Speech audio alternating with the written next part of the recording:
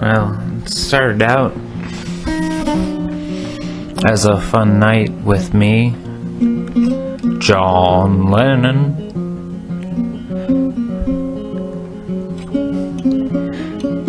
and my very good friend George Harrison.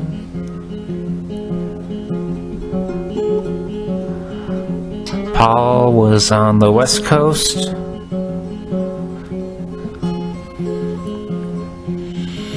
Yeah, Paul was on the West Coast at this point and didn't have any intention of coming back for a long time. George and I were very tight back in those days. We did everything together. I think we had both a couple ideas before we decided we should open up our magic vial of LSD that Bob Dylan had given us. We'd been saving it for the right moment, and that moment had finally come. We were all about expanding our minds back then. That was what would take us to the next level on our journey as the Beatles. So I just sort of remember the night being, well, dark. And then I saw George for the first time. Like, I really saw him. And I understood him. It came sort of suddenly. Things started to look... They started to look a little brighter. Maybe more beautiful than they had before.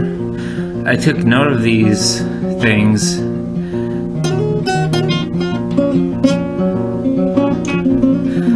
We both started seeing things in a whole new light.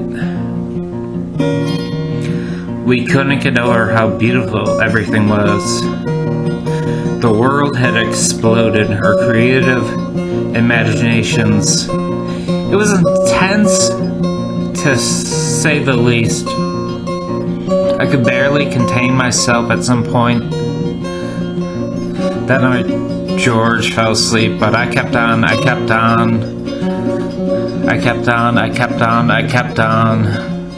Then, these really strange things started to happen. I found out about God, or Mother Mary, or who she was and why I was here. God was shone so bright on me that night, and it was so much information and answers and clarity. I felt like I was one with the entire universe. I thought.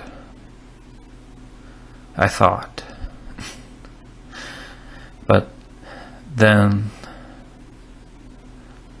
like a puff of air, it was gone. The door that God opened was closed. And my mind was too messed up to remember all the love and information that she had shown me. The images from that, though, are something that I kept with me, and I kept sacred,